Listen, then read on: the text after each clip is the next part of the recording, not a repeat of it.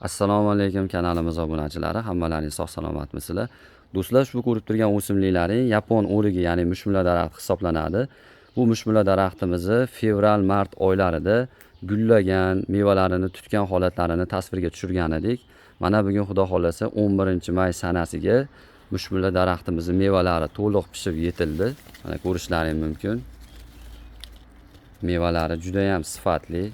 Yaqindan ham ko'rsatamiz mana. Teplitsada pishyapti mana. O'zi tabiiy pishyapti. Hech qanaqa bunga mineral o'g'itlar berilmagan, bir dorilar sepilmagan. O'zi tabiiy pishib mana shunaqa holatga keldi. Mana. Mevalarning ko'rinishi. Bu tomonda ham bor mevalari. Mana. Mana mevalarning ko'rinishi. Yapon o'rigi mushmulla mana. Juda ham mazasi shirin bo'ladi. Doimiy yashil, bak to'kmaydi bu o'simligimiz. Uzoq yil yashaydi. Qiziqqanlarga zakaz olamiz ko'chatlariga do'stlar. Aloqaga chiqib olasizlar. Hammaga rahmat, sog' salomat bo'linglar.